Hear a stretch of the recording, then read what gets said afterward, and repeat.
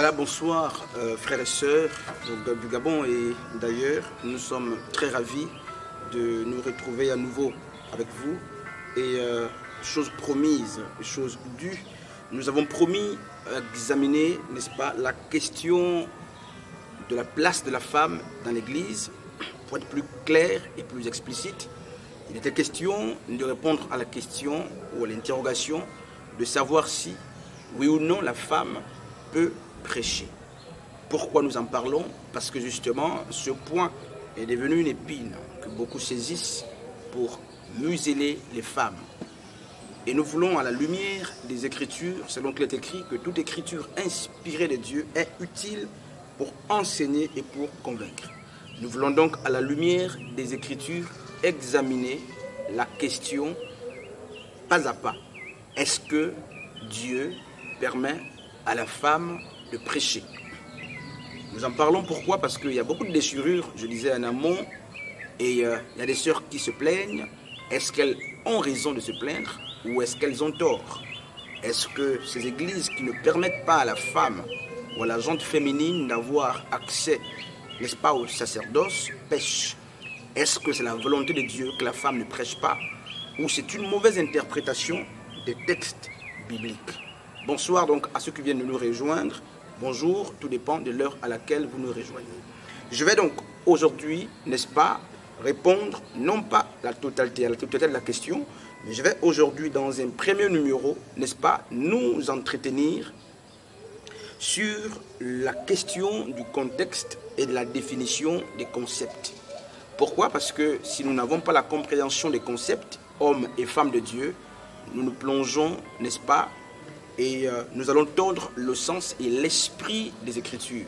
Il faut rappeler que chaque Écriture a un esprit originel ou original. Lorsque Paul a écrit au 1er siècle, les écrits de Paul avaient un esprit. Lorsque Marc a écrit, ses écrits avaient un esprit. Et nous nous efforçons avec le Saint-Esprit de retrouver petit à petit, n'est-ce pas, le contexte, donc l'esprit dans lequel, n'est-ce pas, les écrits ont été façonnés. Alors, je disais que je vais juste m'appesantir sur la définition des concepts. Je vais donc prendre le texte de 1 Corinthiens chapitre 14 à partir du verset 26 à 29, le fameux texte que nous avons toujours pris pour museler les femmes. Je ne viens pas dans le premier numéro répondre à la question de savoir si oui ou non la femme peut prêcher, mais je vais seulement me saisir de l'occasion pour définir les différents concepts autour de la question posée. Dans 1 Corinthiens chapitre 14 à partir du verset 26 à 29, pour ceux qui lisent, je ne serai pas très longtemps avec vous, vous comprendrez que Paul s'adresse à l'église de Corinthiens, donc l'église de Corinthe qui avait déjà, il faut le rappeler, beaucoup de problèmes et même des problèmes de débauche. Dans 1 Corinthiens chapitre 5 par exemple, vous avez un frère qui sortait avec la femme de son père. 1 Corinthiens chapitre 5 à partir du verset 1er. Et l'apôtre Paul va dire c'est de l'impudicité qu'on ne trouve même pas chez les païens. Il faut donc rappeler que les Corinthiens étaient un peuple, n'est-ce pas, très particulier. Leur vie et leur arrière-plan culturel étaient tels qu'ils étaient des prostituées pour la plupart du temps. Et d'ailleurs, c'est sur les Corinthiens qu'on trouvait le culte, n'est-ce pas, des prostituées sacrées. Paul trouve donc des problèmes avec ce peuple. Il faut rappeler. Alors, le contexte est lequel? Le contexte est très simple. Nous sommes dans un contexte d'ordre. Parce que depuis le verset 25, 26, vous vous rendez compte que Paul n'est pas seulement en train de soulever la question de femmes, mais il y a une question d'ordre qui est soulevée.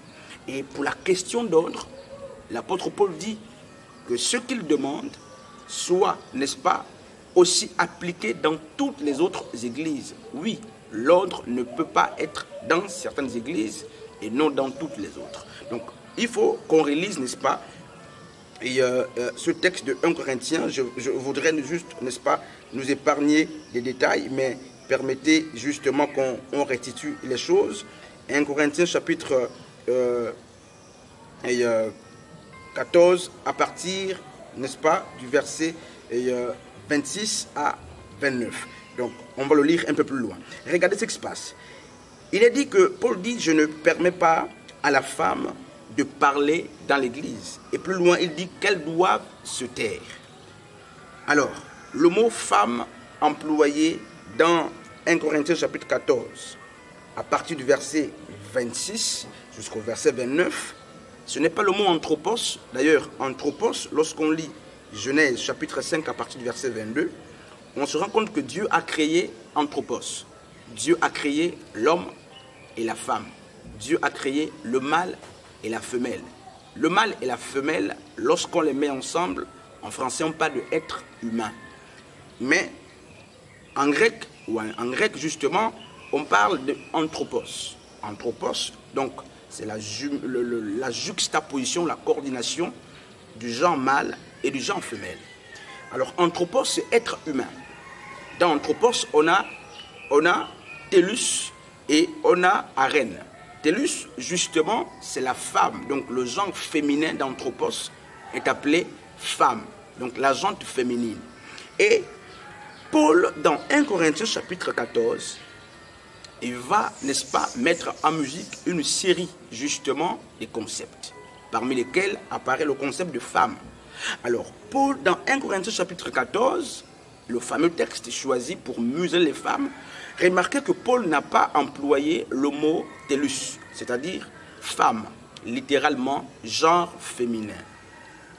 Paul n'a pas utilisé l'expression femme, c'est-à-dire genre féminin.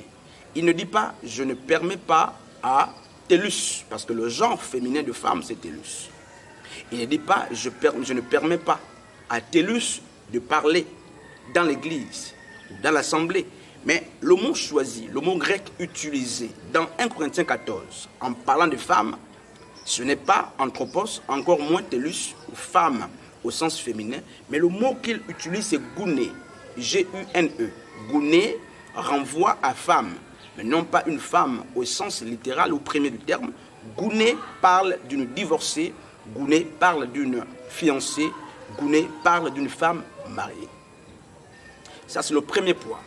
Alors la question qu'il faut d'abord se poser est de savoir qu'est-ce qui explique le choix de gouné à la place de tellus. Pourquoi Paul n'a-t-il pas choisi tellus pour dire que les femmes doivent se taire? Pourquoi avoir choisi gouné? Pourquoi n'a-t-il pas choisi une autre expression à la place de gouné? Remarquez ce qui se passe. Il est clair que Paul s'adresse à une catégorie de femmes. Il ne s'adresse pas à la gente féminine en général. Le problème, c'est qu'il faut que les pasteurs aussi aillent plus loin dans les recherches. Sinon, on donnera de la poudre, n'est-ce pas, et de la saleté au peuple. Bref, donc, le mot choisi pour parler de femmes en grec, ce n'est pas anthropos. Anthropos, être humain. Donc là, on ne peut pas se situer avec anthropos parce que là, il y a le genre féminin, il y a le genre masculin. Ce n'est pas tellus pour parler de la femme, donc genre féminine en général. Mais le mot que Paul choisit dans 1 Corinthiens chapitre 14 pour demander de se taire, c'est le mot gouné. Gouné est, n'est-ce pas, le contraire de tellus. Même si gouné et tellus sont des femmes, mais tellus renvoie généralement à toutes celles qu'on appelle des femmes. Donc Paul ne s'adresse pas dans 1 Corinthiens 14 à tout le genre féminin. Sinon, il aurait utilisé le mot tellus. Mais il utilise le mot gouné parce qu'il s'adresse à une catégorie de personnes. Il s'agit certainement de femmes mariées, de femmes divorcées ou de femmes fiancées. Je disais, n'est-ce pas, dans mon prélude, que notre premier numéro est consacré à la définition des concepts. Et remarquez plus loin que, en dehors du mot, donc du concept gouné ou tellus qu'il faut comprendre, donc on a compris que Paul n'a pas utilisé le mot tellus, mais il a utilisé le mot gouné. Donc il ne s'adressait pas à toutes les femmes. Cela revient à dire que dans 1 Corinthiens 14, probablement, et d'ailleurs les preuves sont claires, l'étymologie est claire, ce sont probablement des femmes mariées, divorcées ou fiancées qui étaient à l'origine du problème. Pourquoi je le dis? Regardez plus loin. Paul va dire que si les femmes veulent s'instruire, donc si gouné veut s'instruire, il ne dit pas si tellus veut s'instruire. Il dit si gouné veut s'instruire, donc si la femme mariée veut s'instruire, si la femme divorcée, la femme fiancée veut s'instruire, qu'elle aille non pas chez les êtres, donc tous les êtres, donc tous les humains pour s'instruire, mais Paul va dire que si la femme veut s'instruire, qu'elle aille justement vers chez son mari. Pourquoi Paul parle-t-il de mari? Alors, le mot homme, parce que dans anthropos, nous avons dit qu'il y a, n'est-ce pas, deux mots dans anthropos. Anthropos qui signifie être humain. Et donc, on a, n'est-ce pas, tellus, mais on a aussi aner, d'autre part, n'est-ce pas, de aren. Aren, c'est l'homme, c'est le mâle, c'est l'être humain, n'est-ce pas, du genre masculin. Et remarquez que Paul va dire à ces femmes que si vous voulez vous instruire, allez vous instruire à la maison, donc auprès justement de vos maris. Pourquoi? Mais parce que dans Genèse chapitre 5, quand vous lisez Genèse, après la chute, d'ailleurs c'est la première fois que la domination de l'homme a été exprimée sur la femme. Avant la chute, jamais justement l'homme n'a dominé la femme. Jamais cela ne se fait avant la chute. Mais après la chute, qu'est-ce qui se passe? Dieu va dire désormais à la femme, tes désirs se tourneront vers l'homme et l'homme sera supérieur à toi. Il va dominer sur toi. En fait, ici, on parle de l'entière soumission et de la dépendance de la femme vis-à-vis de l'homme. Mais Dieu ne s'adresse pas à Tellus. Dieu ne s'adresse pas à Tellus, mais il s'adresse à Gouné, à une femme, donc à Ève, une femme mariée. Une femme qui était liée conjugalement justement à Adam. Et donc, 1 Corinthiens 14 répond à, n'est-ce pas, Genèse. Lorsqu'il est dit que justement la femme devait tourner ses regards, ses désirs vers l'homme, il ne s'agit pas de tous les hommes, malheureusement. Il ne s'agit pas de Tellus qui devait tourner ses regards vers tous les hommes. Il s'agit de Gouné. La femme mariée tourne ses regards vers son homme et non vers tous les hommes. Le mot homme, pour signifier l'homme marié, c'est aner, n'est-ce pas? Et aner est trouvé dans le Strong 435. Alors que, alors que d'autres parlent de aren, d'autres parlent tantôt, n'est-ce pas, d'aner pour parler de l'homme marié. Alors, on a compris que Paul ne parle pas de Tellus, il parle de Gouné. On a compris également le contexte dans lequel nous nous trouvions, parce que s'il s'adressait à toutes les femmes, il aurait dit, allez vous adresser aux hommes. Et dans ce cas, il ne veut pas dire à vos maris. Alors, si l'on prend le contexte, on comprend que le problème était d'ordre conjugal. Il s'agit d'un problème d'abord d'ordre conjugal. Et l'autre mot qu'il faut étudier aujourd'hui, c'est le mot se taire. Se taire, c'est quoi? C'est cesser de parler. Et c'est le mot qui est utilisé par Louis II et par beaucoup d'autres traducteurs. Je ne permets pas à la femme de prêcher, mais qu'elle apprenne l'instruction dans le silence. Que la femme se taise. Que les femmes se taisent. Or, le verbe se taire est très différent de cesser de prêcher. Parler, c'est différent de prêcher. Paul dit, je ne permets pas à la femme de parler dans l'église.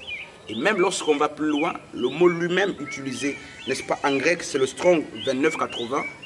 Le mot parler est différent du mot prêcher. Pourquoi? Le mot parler, c'est l'aléo en grec. On dit, je ne permets pas à la femme de l'aléo. L'aléo, c'est de se parler. Alors, ça veut dire que les femmes étaient dans une dynamique de désordre. Et si Paul voulait empêcher aux femmes de prêcher, le mot à la racine, le mot qu'on a utilisé, la racine, ne pouvait pas être l'aléo qui est parlé, parce que Paul ne peut pas interdire aux gens de parler, parce que d'autres pouvaient prophétiser, remarquez bien, d'autres pouvaient avoir des paroles de connaissance. Donc, le mot qu'il a utilisé, parler en question, l'aléo, n'est-ce pas, qu'on trouve dans le Strong 2980, c'est parler. Donc il dit, je ne permets pas à la femme de parler. Il dit que les femmes se taisent. Il voulait que les femmes cessent de parler. Alors que ce mot est différent du mot prêcher. Si Paul devait interdire la prédication à la femme, il aurait utilisé le mot kérusso. Kérusso, on le trouve dans le Strong 02 784. Strong 02 784 nous dit que kérusso, c'est prêcher, c'est enseigner. Kérusso est différent de l'aléo. Or, le mot utilisé par Paul n'est pas kérusso. Dans 1 Corinthiens 14, Paul n'utilise pas le mot kérusso, mais Paul utilise le mot l'aléo. Donc, homme et femme de Dieu, ça c'est la troisième chose, la quatrième chose, allais-je dire. Donc, il y a un véritable problème. Il y a un véritable problème. Est-ce qu'il faut se saisir très vite de 1 Corinthiens 14 pour dire que Dieu a interdit aux femmes de prêcher? Nous reviendrons avec un autre numéro. Je rappelle que nous étions juste sur l'exposition ou le domaine définitionnel des concepts. Il y a au moins 4 grands concepts que nous avons définis. D'abord le concept d'anthropos. Anthropos, c'est le genre féminin. Le genre féminin plus le genre masculin, ce qu'on appelle en français, mais être humain. Et anthropos donne arène, donne aner, donne aussi, n'est-ce pas, tellus, donne aussi gouné. Tellus, c'est le genre féminin. Tout genre féminin, c'est tellus. Donc la femelle, n'est-ce pas? Et Paul, je disais, n'a pas utilisé le mot tellus dans 1 Corinthiens 14 pour parler de toutes les femmes. Paul utilise le mot gouné. Donc un bémol, c'est un sujet de réflexion. Jusqu'à ce qu'on réponde clairement à la question, nous sommes aujourd'hui sur la question de quoi? La question de la définition des concepts. Et remarquez ce qui se passe.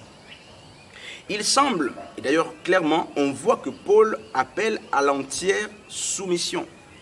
Et un des textes qu'on a toujours pris pour en parler, c'est aussi 1 Timothée chapitre 2 à partir du verset 11e jusqu'au verset 12, où Paul dit: je ne permets pas à la femme de prendre le dessus, n'est-ce pas, de dominer sur l'homme. Alors que le mot utilisé, c'est autantéo. Autantéo, c'est abuser de l'autorité, c'est instruire d'une manière forcée. Autantéo, en grec, c'est prendre le dessus, abusivement. Et remarquez ce qui se passe. Donc, si on utilise le mot autantéo à la place de exousia, parce que exousia, c'est dominer, mais dans le sens naturel, dans le sens positif. C'est exercer l'autorité dans la version naturelle. Et lorsqu'on instruit, on exerce nécessairement l'autorité. Celui qui est instruit doit instruire. Et dans 1 Timothée chapitre 2, 11 à 12 là-bas, Paul ne veut pas que la femme prenne le dessus. Alors, le mot utilisé là-bas, c'est quoi? C'est autantéo. Autantéo, c'est abuser de l'autorité, exercer l'autorité excessive. Et donc, il refuse ce type d'autorité. Le vrai mot qu'il faut utiliser, c'est exousia. Exousia, c'est une forme d'autorité réglementée respectant la norme, n'est-ce pas?